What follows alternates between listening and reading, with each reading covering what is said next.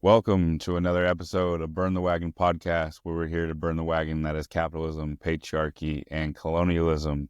My guest today is Isaac Shine Light Z. Man, I've got a couple different nicknames coming for you. But first, I'm going to get our prayer started, and then we'll get going on the questions and topics that we got going for today. So first, I want to send love to anybody suffering out there from domestic violence issues. I want to send love to anybody suffering from mental health issues. I want to send love to our unhoused community. I want to send love to anybody in LA that's suffering from the fires. I want to send love to precious Mother Earth. And today I come to you from Pomo territory. I want to send love to anybody in the Congo, Sudan, or Palestine suffering from the genocides out there. So my guest today, like I said, is Shine Light. And this is long overdue. I said this about the last 4 episodes, but this is long overdue, because this Burn the Wagon thing wouldn't have been started without your help in getting me out to protest, getting me out to those things. So, I just want to give yourself the time to introduce yourself and let people know where you're from and kind of what you're about, and then we'll go from there. Cool, man. Thanks, brother. Thanks for opening up the space. And I got to say, man, it's all you. It's all you, dude. You're the one initiated it all. You're the one carving out your path. But yeah, glad to have met you and to see everything that's blossomed out of, the work we did together. But yeah, my name's Isaac, born in Watsonville, California, small agricultural town. We got a lot of folks immigrating over from Mexico, working the fields over here. And I got a past work history working in education, probably about like 8 years, running after school programs, tutoring math and science, working as a behavior technician for a little bit with children who had autism, coaching sports, coached at the high school level, middle school level, Pop Warner football, track and field, basketball, a little bit of everything. And real honored to have been able to be a part of the children's development here in this town. And currently, to sustain myself, I'm working as a carpenter and learning some building techniques.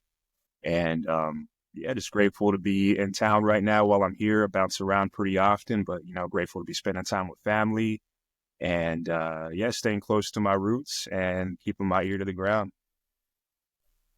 Yeah, every once in a while I'll be thinking, oh, you're in Watsonville, and you post a story in like where North Dakota on the res out there, or some other spot you're just building, and like you said, building, like you're working with that right now, and you kind of wanted to talk about working with people down south and what's that motivating you to do, and how to help with your skills. So I just wanted to pop in about that conversation and what you wanted to be able to do with your skills for people down there. Cool. Absolutely. Yeah. Building techniques. Carpentry has kind of kept my attention because I feel like learning how to build and learning techniques of building is really important as far as us establishing sovereignty, being able to be self-sustainable. And, one of the big goals of mine and you and a lot of our other comrades and friends in the circles is being able to have our own land and cultivating spaces where we can provide programs for people to help heal, to learn, to share space, and to keep our traditions alive. And with all the fires that are going on in LA and what's happened down there, it's really kind of re-triggered or reawakened, I think, some of the more important aspects of how to build and why we're going to build this way or that way. With what happened with the fires down there, with our modern building techniques, most of the materials are extremely flammable and carcinogenic. We're not building for things to last, we're building for high production. Materials are created and manufactured and produced just high produce. Slap up this wood, slap up this pressure treated, slap up this drywall, slap up this paint, put down these, plastic floors and everything. And so, with the fires going on and seeing what's happening, and also watching, some of our friends down there who are really active in terms of sustainable building techniques, it's relighting this fire for me to focus and make sure I'm not getting too lost and some of these like modern building techniques. And one of those groups down there is, if you guys are looking for some information on sustainable building techniques, look at mutual aid underscore FTP, mutual aid underscore for the people. And that's ran by a solid group of individuals, and particularly my buddy Abudu and Cyrus. And yeah, if you guys want to check out their Instagram, check that out. It's also connected to Aquaba Food Forest, and they're doing some amazing things with farming and growing and building, and things like hempcrete, things like building with cob, and many other techniques that I'm not so well versed in, but kind of just seeing how things are developing with fires and just, living spaces in general, houselessness on the rise.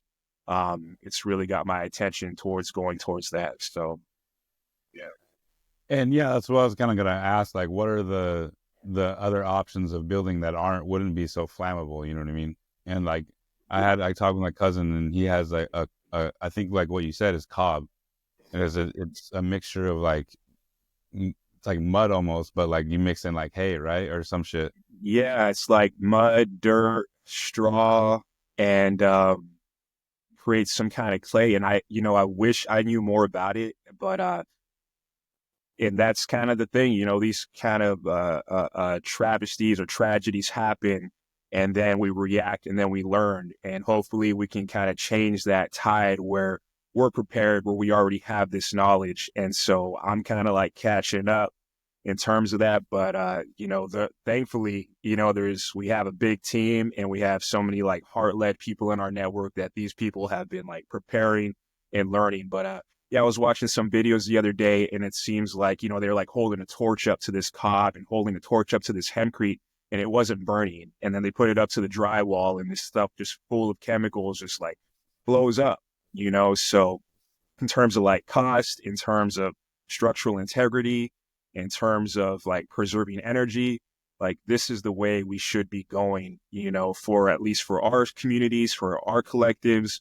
And I mean, thinking of like utopian aspects, like it'd be great to see these things apply to a larger scale, but it's a battle, and hopefully that we can really establish, I don't want to say a trend, but bring back a lot of these ancient old techniques, because these are older techniques of building that have been around for a long time. So, it sucks that tragedies happen and then we respond, but we're all learning together, and hopefully for the future generations, we'll be more prepared. That's tripped out. You said you don't want to say a trend, because in that moment I was just thinking like, I'm surprised it hasn't been a trend within like rich people, like, oh, building these cob homes is like, this is our thing now. Because you know how van life was a fucking thing for like rich, like people, like richer, like folks that were like white kids. They're like, oh, I'm gonna live off grid, and they weren't realizing that that shit's hard. Yeah, yeah, you're right. I think it is like kind of this boutique, like echelon, like how do you say, affluent, like little hobby. I was working in Massachusetts for a bit, and there was a really affluent person who was really kind and supportive of community development and like with the people.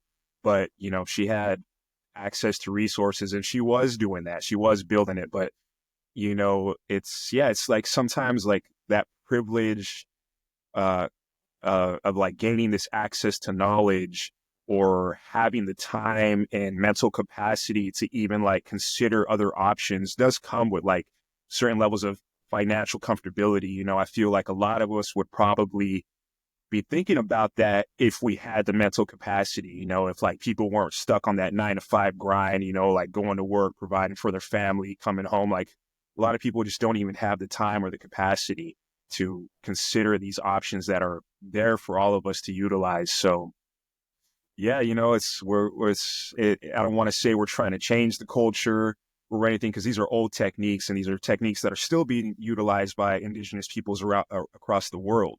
So, we just got to get hip to the game, and pay homage to where it comes from, pay homage to those who are doing it, and just bring it into our communities, slowly but surely. I heard a quote the other day that what you just said made me think of going from archival to revival. And I thought that shit was tight because like you said, it's nothing new. We're just creating it what it was back in the day. Mhm. Yeah. Yeah. Yeah, So I really resonated with that fucking quote. You know what I mean? yeah, that's strong, bro. That's powerful. That's a powerful quote. Thanks for sharing that. So you said archive from going from archival to revival. Yeah. Bible of the archival. Cool. I love that. I love that. That's some great wordplay that yeah, thanks for sharing. I'm gonna keep that one at the forefront of my mind. And you should send me that account so I can tag them in this description. Cool. So Absolutely. Yeah, yeah, absolutely. I can't give enough praise to these guys. You know, I've worked with them directly. They've gone to the Dakotas with me. They've gone to Palestine to support during this quote unquote conflict, this genocide, and have are really about that life. So, you know, I can't think of anyone who's more I don't want to say deserving, but you know, who I personally don't trust as much as these guys to see it happening on the ground. And I know there's so many beautiful people out there, beautiful collectives, you know, entities doing some solid work, but you know, mutual aid underscore FTP for the people, Quaba Food Forest, they're certified. you mentioned going out to Standing Rock. Definitely want to touch up on that because I feel like when we met, you had I don't know if how long after that you had what or I don't know when we met how long you had been back from Standing Rock. But like I feel like I was just able to soak up a lot of game from you from talking about being out there, and you had been out there for a while, and just want to touch up on a little bit of your experience out there if you feel comfortable. Yeah, absolutely, man. Yeah, I guess it's a long story and long journey that got me to that kind of pivotal decision to go out there. I've always been, you know, anti-establishment. I've always been like anti-authoritarian. You know, in school, I started like learning about Zapata, the Zapatistas, or fighting the battle in the Chiapas, you know, Pancho Villa. And, you know, my first group I started as far as like mutual aid. In retrospect, it was a bad name, but this was in high school and it yeah, and it was called Pose. And I say it's a bad name because it's a little too close to Popos, but it was an acronym. It was an acronym: Pursuit of an Enlightened Society. POES.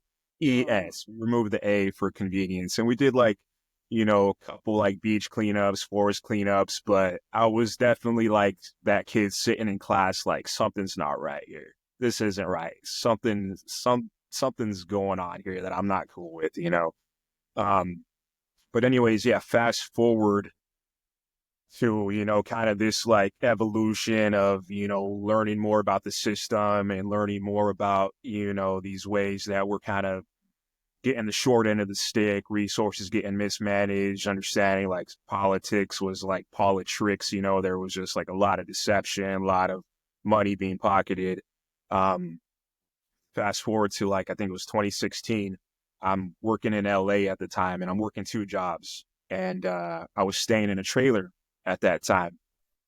So I'd work my day job and I'd do my night job. And then I'd come back to the trailer, like pretty tired, you know, call it a night, sleep, wake up. Anyways, I get back to the trailer one night and I wake up to this beeping sound in the trailer. And I go see there's like a little black box that's beeping off, and I'm just like out of it. I see the red light beep in. I see a button on it. I push the button. It stops beeping. I'm like, cool, it stopped. I'm going to go back to sleep. So I go back to sleep. Beeping goes off again. I wake up and I realize it's a gas alarm. Propane tanks were leaking in the whole trailer.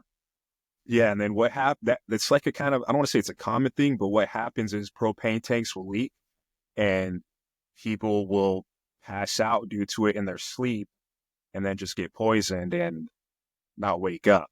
So I figure this out, right? I'm woozy, my heart's pounding. I go turn off the propane tanks. I get into my car. And that same week, I was listening to some like independent college radio station, and they had mentioned what was happening in the Dakotas. This is when these self-employed mercenaries were coming out and sicking dogs on Native people, right? And this was like that same week, a few days before. Anyways, I get into the car, and my heart's just pumping, pumping, pumping.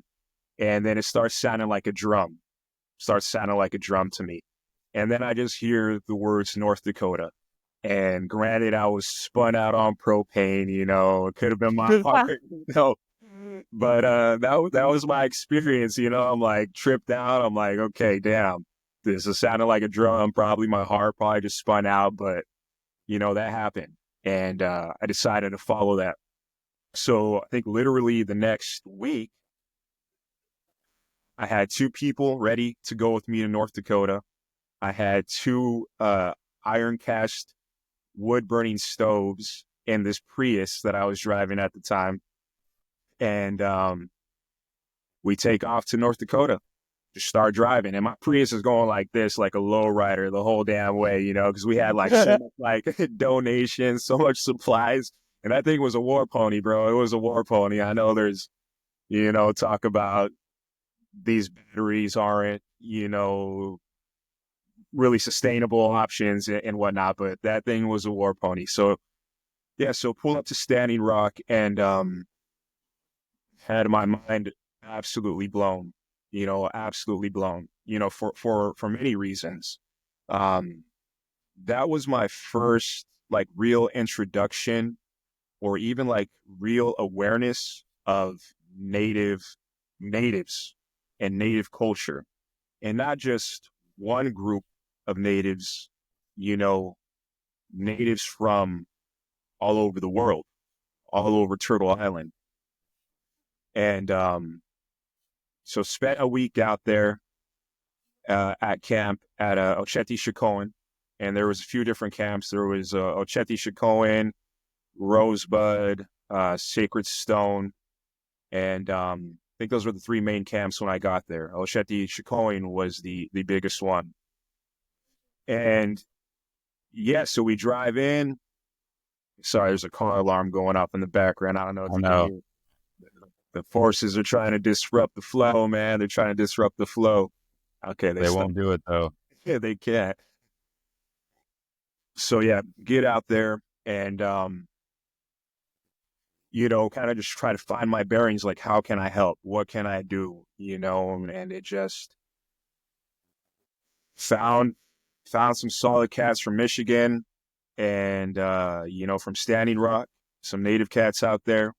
And they brought me in and they put me on game. And, essentially it was about being the best observer I could be, at first. How do I observe? How do I help without getting in the way? How do I stay quiet? How do I just learn? How do I support? And, helping in the kitchen, just being there in community, chopping wood, watching a fire if somebody needed a break from watching the fire, helping people put up a tent, helping people build something. It's a community, so all the same things we encounter here are the same things there, and after a week there, that was all I planned to be there at first, and then came back to California realizing that I needed to get back ASAP. And so all in all, I think I spent about 3 months out there, all the way up till the end of camp. I was arrested at Last Child's Camp.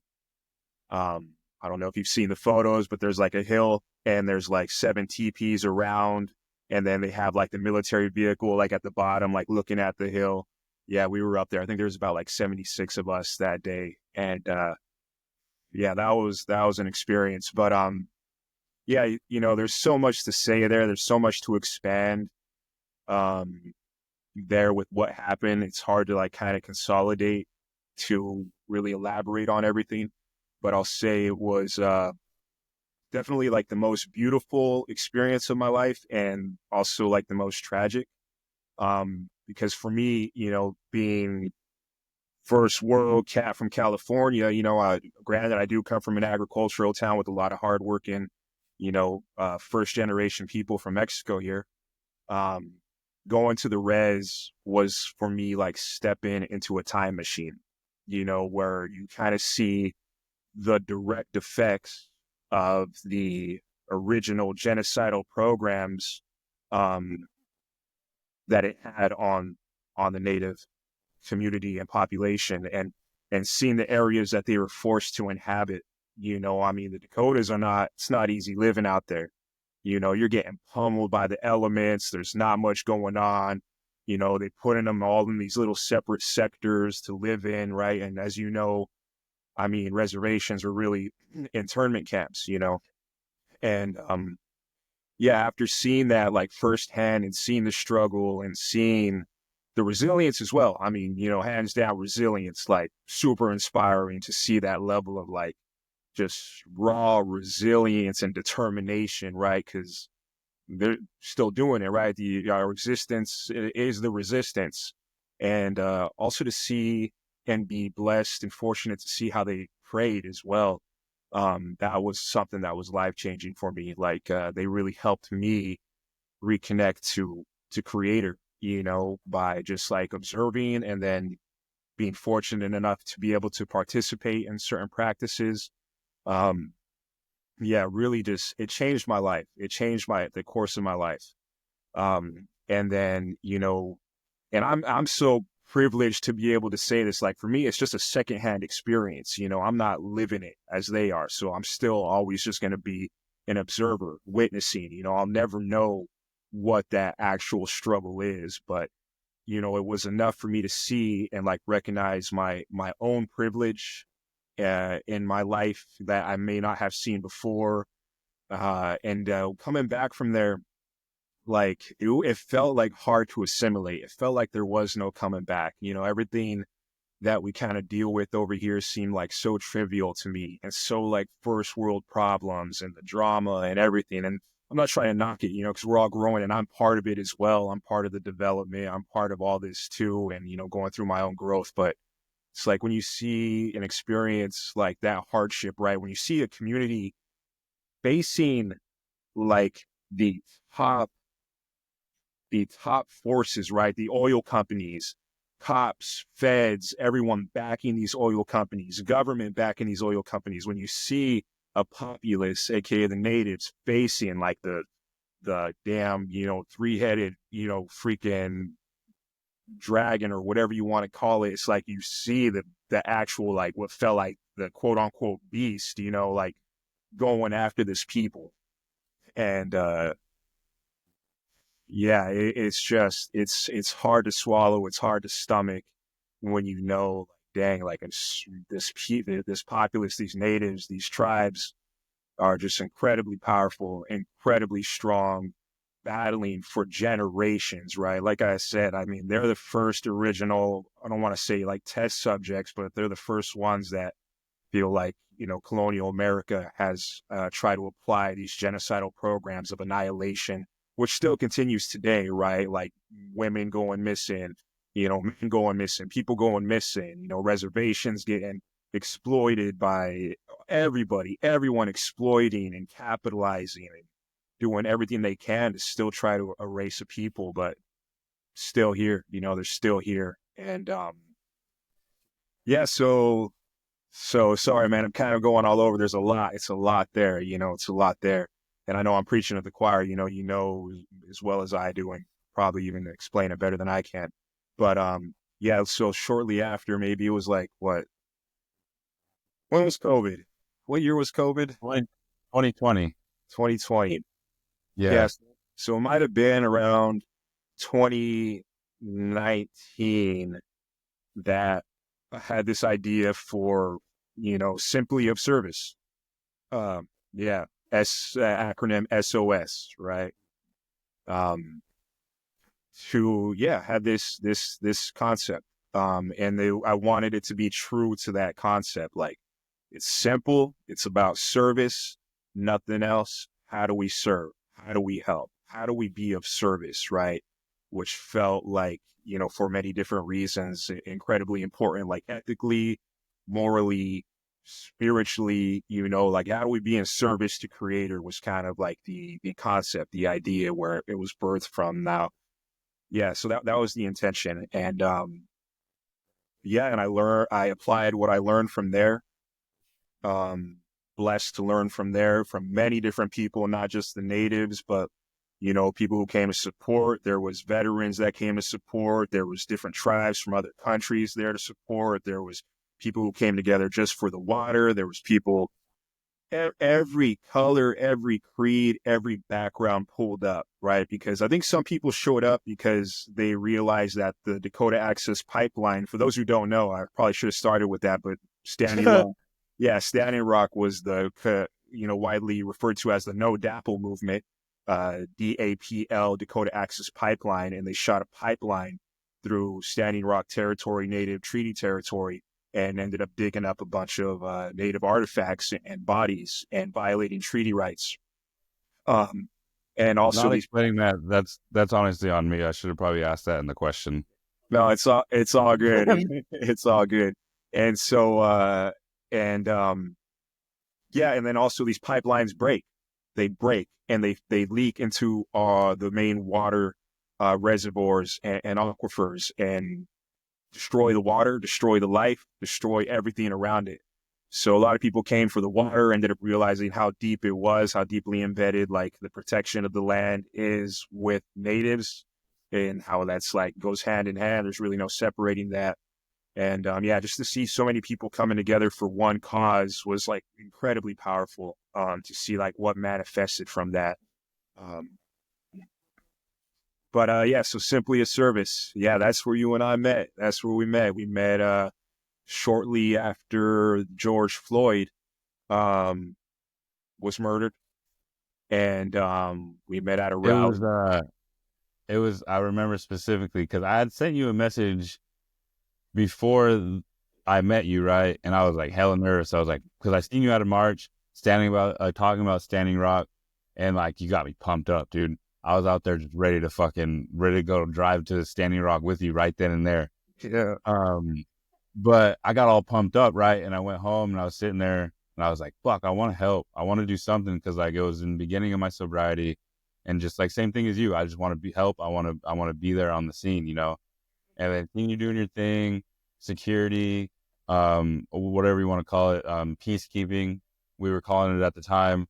Um, but reached out to you and was like, yo, I want to help. I want to represent my tribe, my reservation, where I'm from. And then I seen you at a march and I was like, fuck, I'm hella nervous. I don't know if I don't want to go up and like, I don't know how it's going to go. And went up to you and then you were like, yeah, let's go to this march this next week or the next week. And we went out to Morgan Hill. I think it was for, one of the ICE detention centers out there. And I was hella nervous that whole time we were doing security, but it ended up being like where I wanted to be. It's where I wanted to be. You know what I mean? So like all that nervousness, I just try to kick it out the door. But yeah. yeah, that's just the beginning of all of it. You know what I mean? Of everything I wanted to do.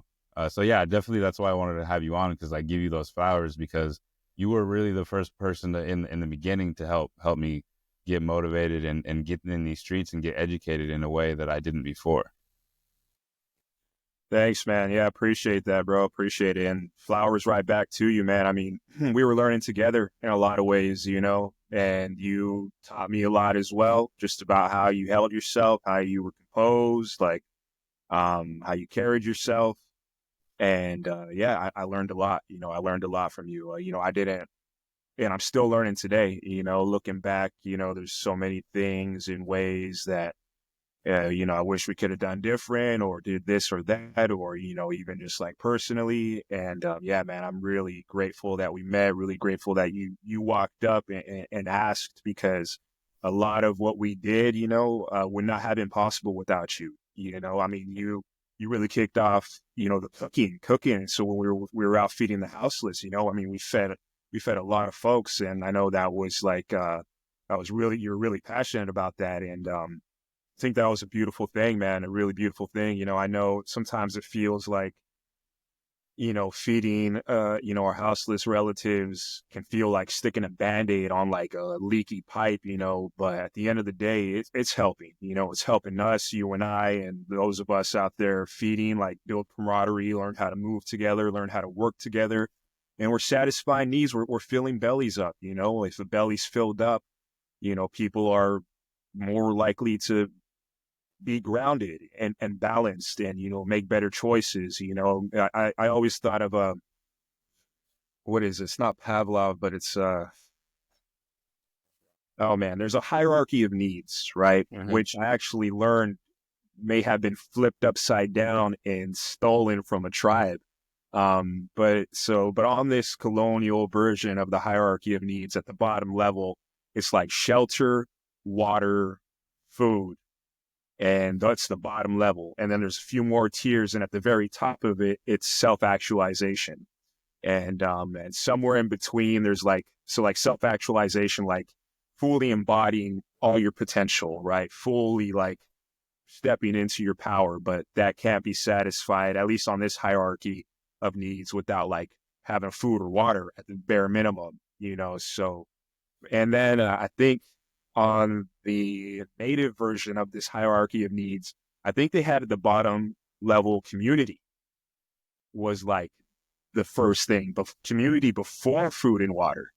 Um, Yeah. yeah, so that was pretty interesting as well. But yeah, man, like bro, seriously, like a lot of all the positive things that we did after we met would not have been possible without you and your knowledge and carrying the medicine and the bloodline you carry. Yeah, that was a real special time in life, man. That was a real special time. We feel like we did some good things. And Shout out to Hood Squad too, because they were along the way for a lot of that too. yeah, man, we gotta pay respect to those who were there. We were all doing the best we could with what we had at the time, and it gets hectic. It gets hectic out there because there's a lot of healing that's happening. There's a lot of trauma that's happening. There's so many dynamics, like I don't want to say inner politics, but just inner, dynamics within communities. And then when we're bridging communities together, like when we did the one in Salinas, right, the Black and Brown Unity March, where we had two different allegedly allegedly we were there, and yeah, there and there was one beginning point in Salinas and one in Seaside, right, where we all merged into one area to help try to unite and build camaraderie between our Black and Brown communities.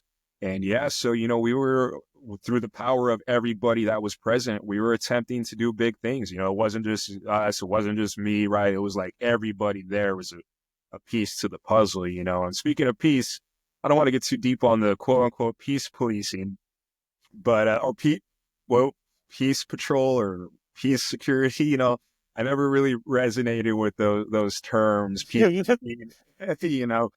because yeah, sometimes but I'm really proud of the way we were able to hold containers for people to get out their anger, right? Divine anger, like this divine rage, like this sorrow, this sadness, and sometimes that doesn't look peaceful. Sometimes it looks, yeah, it's hard to witness sometimes when someone is going through something in the moment that might have had their families torn apart. So I'm really grateful for you, man, and our ability. And I'm grateful for just the whole thing to be present for those things because, I'm not going to take credit for anything, positive that happened, but just grateful that all the right people came around at the right times during that period to help as much as we could, to be of service as much as we could. Yeah, it was a beautiful thing to be a part of. Like you said about going out to Standing Rock, right? I feel like obviously it wasn't on such a big scale, but when we were in these spaces, that's what it felt like. You know what I mean? It felt like people from all over coming together, teaching each other, learning from each other, fucking just feeding each other, loving each other. Just like, yeah, there was conflicts in certain situations, but I feel like at the end of the day, a lot of people were able to move on. And I think, like, I really like what you said about people getting out their anger in a way. You know what I mean? Because people really were like out there feeling it. Feeling whatever it may be, whether that's trauma or their anger or their joy to be in community. I know we're all out there for like a really shitty situation, but being in community also gives you that some of that joy. You know what I mean? Some of that love that people really need in that moment, especially because it was COVID and people weren't able to like be around people and fucking go be in community or go to their local hangout spot to kick it. You know what I mean? So like at that point in time, I think it was really important for all of us to be in that space together. Yeah, yeah, definitely. And that'll forever be true, always and forever. Yeah, the community is important, and having comrades, camaraderie, and spaces to go to just like, yeah, release it. It's really important, man. Shout Uh, out to Namoa too, a sh- Hawaiian homie.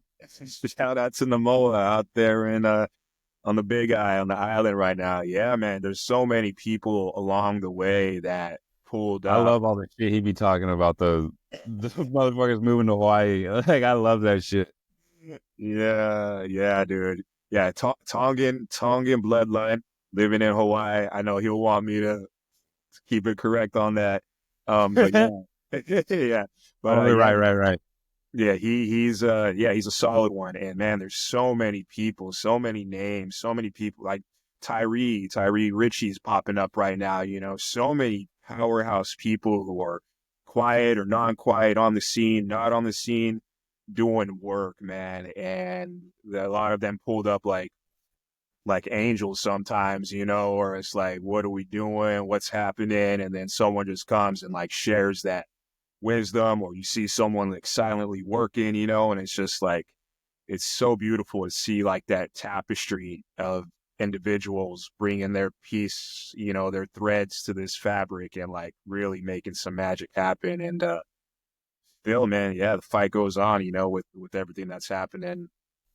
Man, Um, we went to Morgan Hill, fucking Santa Cruz, Watsonville. I feel like did we do Salinas? Or we went out to Greenville too for giving backpacks and clothes to the farm workers. yeah. Man, we were getting all over the place. That was beautiful. Yeah, that was powerful, supporting the farm workers. There were some fires going on at that time, right? As well, Yeah. COVID and fires, I think. And Yeah. that was incredible. Giving school supplies for their children, backpacks and stuff. Like, and again, like I'm not taking any credit or anything, but just like every community coming together and being able to like be involved, it was beautiful. I mean, even down San Diego, bro, Bakersfield, and then yeah, grateful that we were able to continue our work, not in Standing Rock, but in South Dakota as well at the Cheyenne River Reservation, doing some, gardening projects, helping facilitate bringing in native trees and plants. It was all indigenous led through our relatives on Cheyenne River Reservation, where we did like a week or 2 week long, I don't want to call it an event, but a gathering where, yeah, we planted, we dug up a giant crater to fill up with water to recharge the aquifers below ground.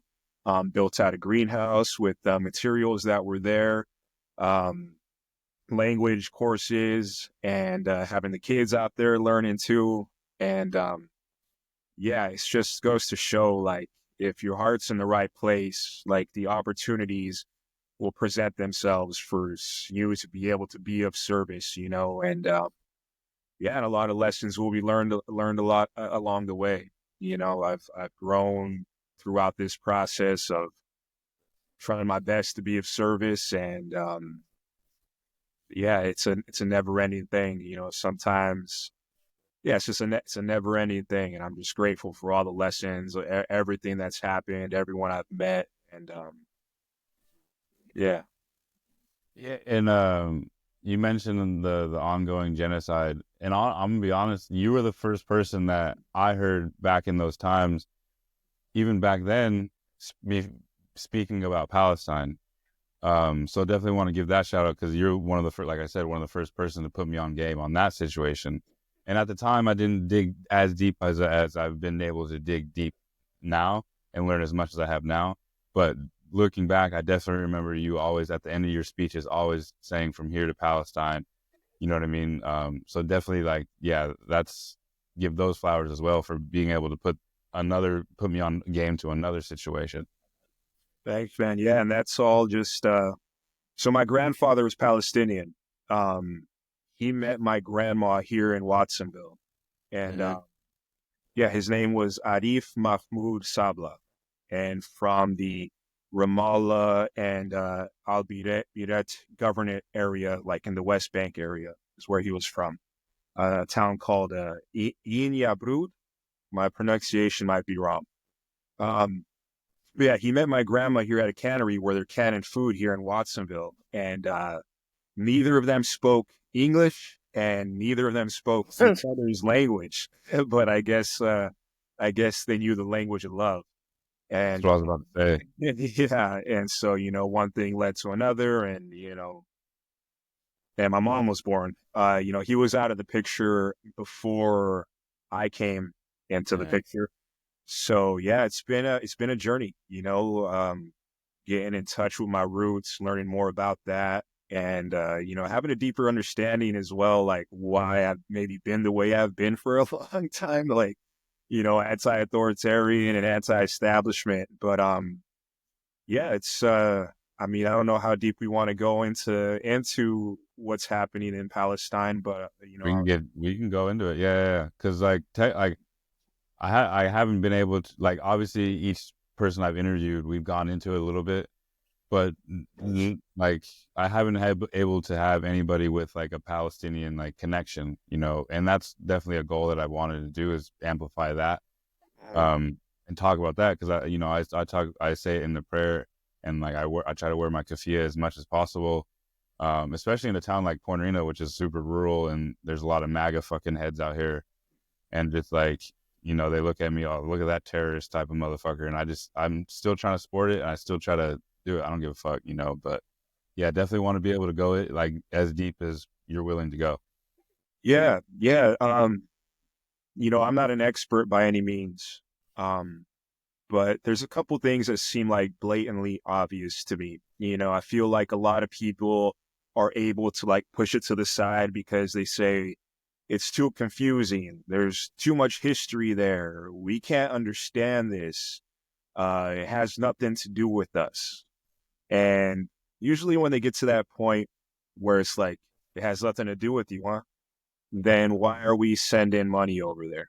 If you really believe it has nothing to do with us, then why are you complicit and complacent in sending money, right? What's not confusing is that we sent about $15 billion to Israel last year.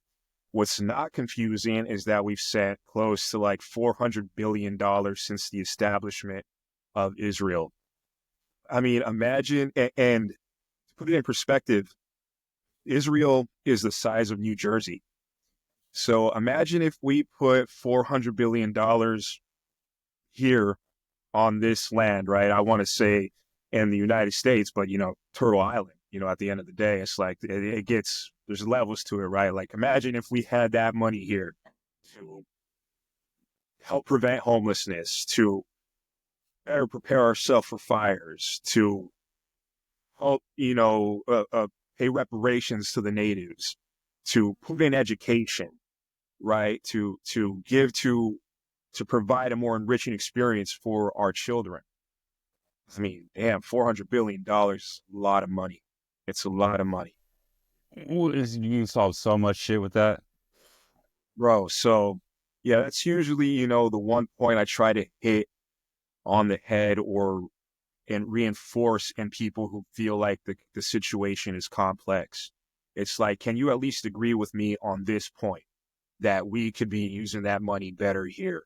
I mean, if we're putting, $400 billion, $100 billion, $1 billion into education, that in turn provides a better experience for our children and in turn prevents crime by giving better education, by being more positive, being more enriching for them to be in school, take stress off of our teachers, by giving them the resources they need to teach, prevents houselessness, right? How many kids fall through the cracks in our school system simply because the teachers don't have the capacity or the school district doesn't have the resources to help a child? I mean, a child could go through the public school system, maybe having like dyslexia and never being diagnosed, never being acknowledged, just kind of labeled a problem child, a dumb kid. And that's just a slippery slope from there, right? Fall out, start doing drugs, start doing this, start doing that. And before you know it, it turns into a whole other, plate of issues. So, yeah, first and foremost, like that's one of the biggest things, like how much money we're spending over there.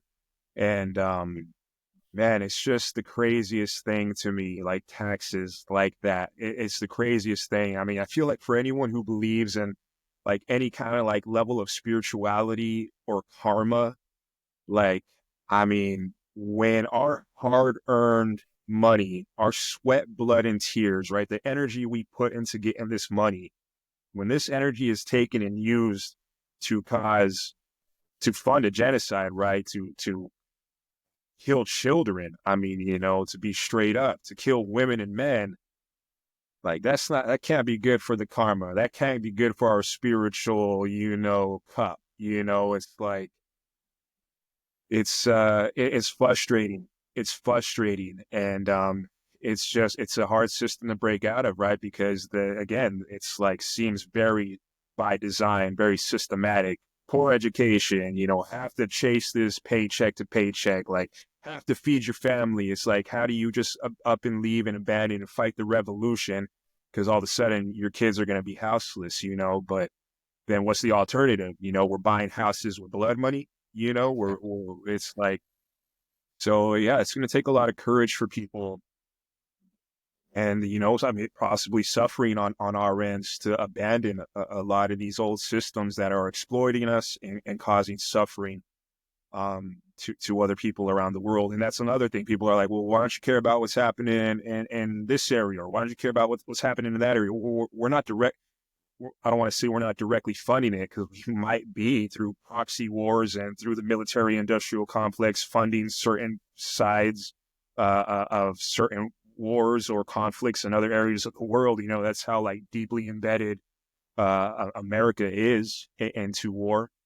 I mean, the dollar bill itself is mostly backed by the military industrial complex. That's like the one thing holding the dollar bill up. Once we get out of war, the dollar is going to lose value. Like that's the big stock of America: war and suffering.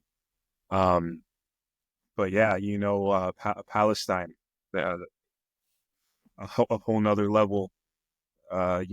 Same as the natives here in terms of resistance, in terms of tenacity, in terms of determination, all motivated by the love for the land, right? All motivated by really loving that land and loving their people. And it's something incredible to witness, to see humans, channeling this level of determination to withstand. Again, another force like the natives here facing the beast itself. They're there facing the beast itself and still surviving, still thriving, still hopeful. And yeah, it's a tragedy, but again, that level of resilience is just, it's incredible. It's a true, phenom or feat of the human capacity. And yeah, that's why I connect and I want to support as much as I do, is because what's happening in Palestine is the same exact thing that happened here in Turtle Island. It's just different time periods, right? Mhm. Yeah. And obviously they're dealing with much more intense like weaponry, like bombs being blown up and shit. That's fucking it on a much more gianter scale.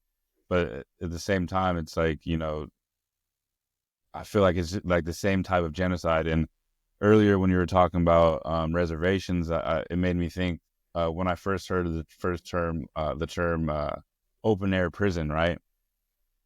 About the Gaza Strip, and that's how I feel. I live on a reservation. I feel like this is the remnants of those open air prisons. Yeah. Yeah. So just like, yeah, go ahead. I could totally see that, man. Yeah, it's a couple of the reses I've been to. Food deserts.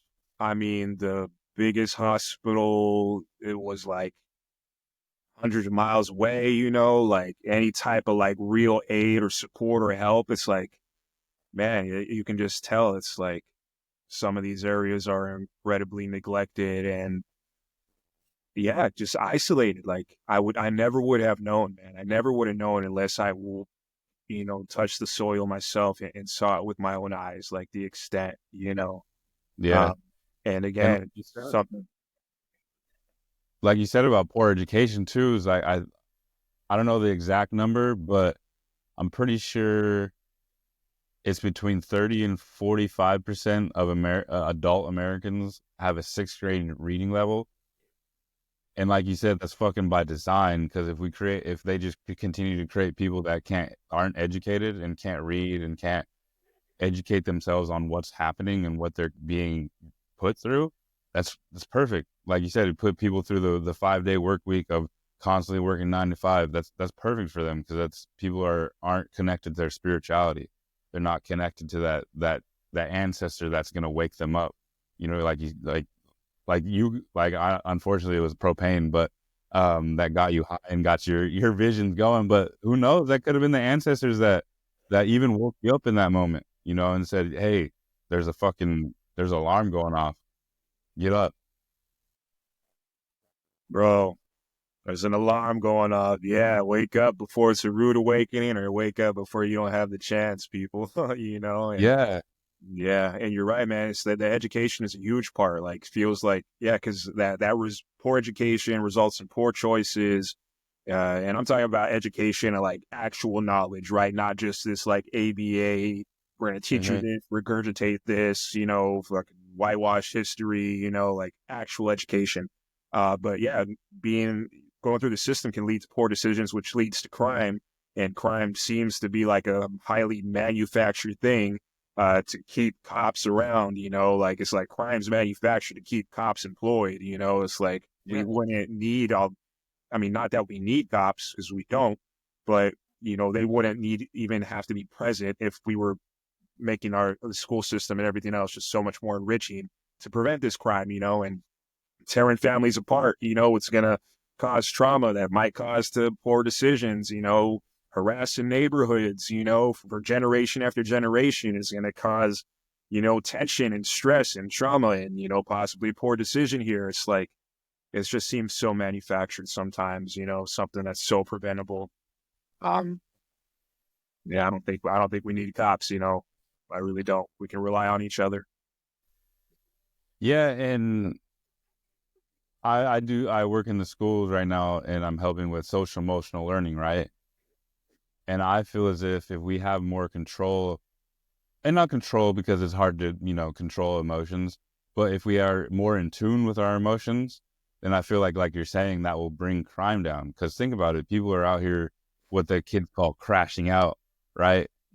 Fucking not in touch with their emotions and just crashing out or whatever, you know what I mean? And going wild and acting out, right? But if you're able to, we call it take a meta moment and check in with yourself and see what your better self would do, and like kind of like just tap in and take a moment. I think we would hopefully the crime would be coming down a lot more.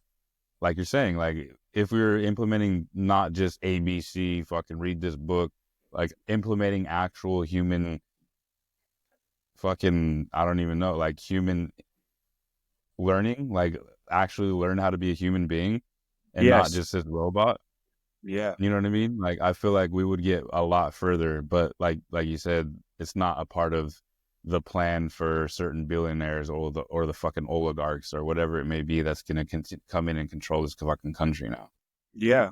Yeah. Like they need to teach, yeah, self-regulation, right? Like awareness of our emotions, just like you said, like these should be things that we're teaching our kids, ethics, morals, like, these things, like, why isn't that talked about, And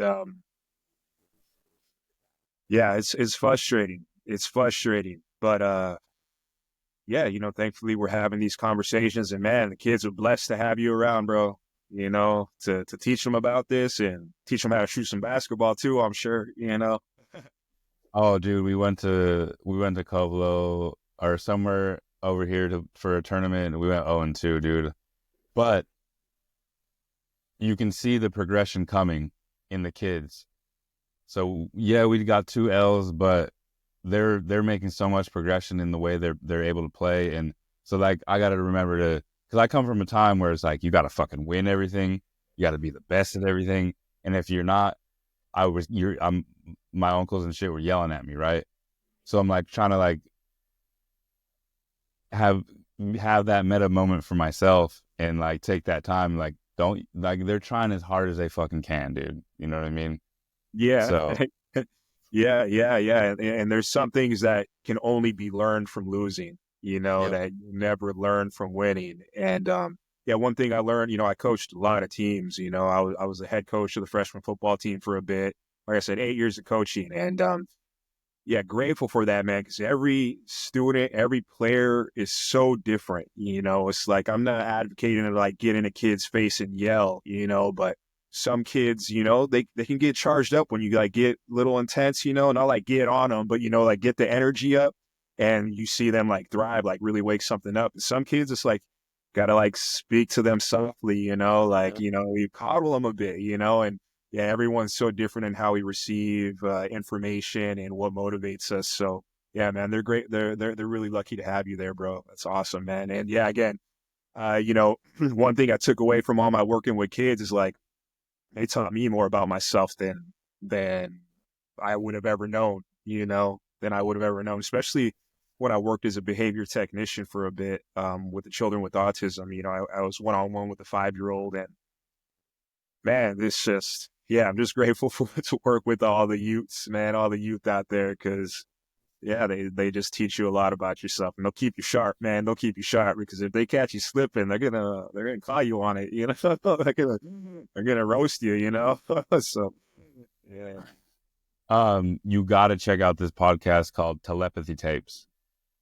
It's about nonverbal autistic kids who have tapped into being able to be have telepathic powers, Bro. and it goes a lot deeper than that. But this is like, it speaks about spirituality. It speaks about all, dude. You would like. I really think you would really like it. But speaking about working with kids, I always like to ask this question to everybody, because everyone's different. Like you said, every kid is different. Every kid has to be approached differently. What advice would you give your 16-year-old self? Oh man, what advice would I give my 16-year-old self? Well, I'll tell you this. I could probably give my 16-year-old self all the advice in the world and he wouldn't have listened. He would not have listened, man. I've always kind of been that guy who's like had to learn on his own. It's like I've been that way since I was a kid, man. And I'm not saying that's the way by no means. It's like that the way. Um, but yeah, probably try to teach him about self-regulation, more emotional self-regulation. Maybe not to be like so judgmental, to probably be more loving and like compassionate. But yeah, those are things that I'm still learning today, and things that I think I probably only could have learned after like eating some serious humble pie. You know, like I like to joke around that God's got a whole buffet of humble pie, for me to eat every flavor, every flavor. And yeah, so I probably give him a lot of the same advice that I'm still trying to give myself today, right? Like take care of my health, like be mindful, like be loving, be compassionate, don't be judgmental.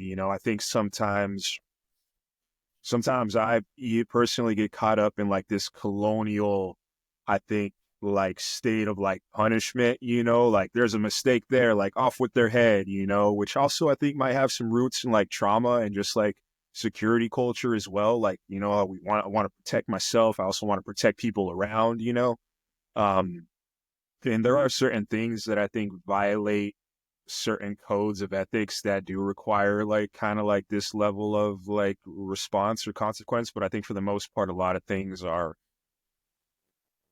moments that can be teachable, that can be healing for someone that's going through something, and yeah, it's like yeah, so just trying to be compassionate, trying to like see the inner child of people, like we're all really just doing our best, and practicing that with my family, practicing that with the people closest to me, and trying to practice it with myself too, but it's tough, man. I mean, you know me, bro. Like I can be I feel like I can be kind of just like I just try to do the best I can, and fall short of it often, and I do kick myself in the ass. But yeah, I'm grateful, man. It's like I said, man. I've eaten a lot of humble pie and a lot of things that I wish I could have done different in life, but I'm doing the best I can for sure. So yeah, that's what I tell my 16-year-old self. And again, he just fucking probably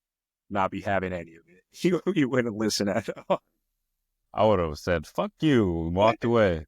Yeah, like, Like I'm just being honest. Like I'm pretty sure that's what I would have did. yeah. Like at 16, I was not trying to hear it. Yeah, yeah, same, man. Frustrated. I mean, we're 16 being gaslit by society, being gaslit by the school system. I'm just like, hell no, man. I'm finna throw this desk across the room because I know there's funny business going on here. I never did that, but damn, man, sometimes I was like, what is going on? This ain't feeling right, but Right on. yeah, man. Thank you so much. I think that's all I got. Unless you have any shout outs or anything you wanna kind of speak on. Yeah, again, I really appreciate you coming on. Had to give you flowers. Because like I said, this whole thing started with starting doing work with Simply a Service, and you were the person that helped to plant one of those first seeds of me, taking this on, you know, doing this work, being in these spaces, and I think it's a beautiful space to be in, and I don't want to be anywhere else. Right on, man. I appreciate you, dude. Appreciate you. Yeah, I hope we link up. We got to do some music soon as well. Yeah, just yeah. But speaking of like good teachers, I do want to talk about one teacher if we got the time, real quick. Yeah, Uh, yeah. cool. Yeah. So I had this one teacher, um, Randy Allaga at Watsonville High School. If he somehow listens to this, I hope that man listens so he can get his flowers. But he had this creative writing class, and in this creative writing class, the first day of class, we all came up with a pen name, a name that was going to be our alias. So everything we submitted was under our pen name, and only he knew about it. And he would like read them off in front of the class. He'd read off like whatever we wrote, and yeah, that dude really inspired me. And I just want to What bring was this. your pen name? My pen name was lead poisoning. Lead poisoning, like lead of a pencil. Yeah, yeah, Yeah. yeah. And I do want to bring this up just to bring some clarity because he brought up some of my names, Isaac, Z, and Shine Light. And I'm not just walking around calling myself Shine Light, but that's like my most. Yeah, I want to make sure. Yeah, it sounds kind of pretentious without context. So I do want to give some context to that. Um, yeah, I was used to go by Will Written, which was my last like artist name, which was came from like I wrote my will written. I wrote my will. I'm ready to go all in. My will is written. It's time to go all in. And then everyone kind of just started calling me Will, after a while. And like I don't think they were like putting two and two together on the wordplay. So yeah, one thing led to another and kind of just gave birth to this name, like the Shine Light name, which I know you asked a lot about and it was in the questions too. So I just want to touch on that one. Yeah, I didn't Um, even get to that. yeah, it's all good, man. It's all good. I know we're like running and we can expand on so much, man. You're bringing up like telepathy and everything, dude. I'm biting my tongue because I want to like dive in on all these like cool concepts you're talking about. But yeah, the whole And Shine there Light could be an thing. episode two. Like we can run it back. Yeah, yeah, for sure. Um, But yeah, the whole Shine Light thing, it's just like me trying to use the music as a message to shine light on certain situations that seem dark. It's not about me. Like I think some people hear that name and think I'm gonna be like skipping up on stage like some hippie, like it's like Shine Light as like there's a- you know but it's more about I'm yeah, nine this live. yes, it sounds pretentious, but the roots of it are like quote unquote shadow work, and shining light on certain subjects and things that aren't necessarily talked about. Um, but Yeah, man. Yeah, dude. And I know you got that whole poetic background too, bro. So I'm totally looking forward to Let's connecting do on it, that. dude. I have like a bunch of like I have verses like I like so I in there they don't have a home for anywhere at the moment. I have three that are saved for a certain song, but I have other ones that I can just throw on. You know what I mean? Or I even like if you send a beat, I can just even try to write to it. Down, bro. I'm down, man. And yeah, bro, you deserve all the flowers too, Brody. I mean, yeah, you work as hard as anyone I know, man, and you wear your heart on your sleeve. And I've seen you like taking the leaps, dude, diving into it to see what you can do, man, to be of service. And you're doing a lot of beautiful things, man. You got a lot of beautiful guests that come on this podcast, dropping knowledge, dropping game, and yeah, you're given the platform for it. So yeah, man, I hope you know you're a hometown hero, bro, and I look up to you in a lot of ways, man, for sure. Thank you, man. I appreciate it. And like I can't say it enough, man. You planted that seed. Now where this goes, it's on you. Not just kidding. Yeah, oh, man, heck yeah, bro. Yeah, it's great connecting, man. Great talking, dude. And yeah, hope we can do it again soon. But we'll definitely connect on the music thing. And again, mutual aid underscore FTP. Shout out to everyone out there and during the fires. Shout out to Palestine. It's free Palestine. Shout out to all our people. You know, it's abolish ICE. It's all that, man. All that. Shout out to Simply Service, and also go to fucking Spotify. Look up Shine Light. Listen to Timelines because that's my favorite song right now at the moment. I was bumping that with the kids the other day, and they were feeling it. You know what I mean? And they're not usually feeling hip hop, so they're youngins, so they got that rap shit, but they were feeling this one, so appreciate it. Cool. Right on, brother. You're the man, dude. Keep shining your light, dude. We're doing it. We out here. Right on. Thank you, man. All right. Peace, brother. Peace.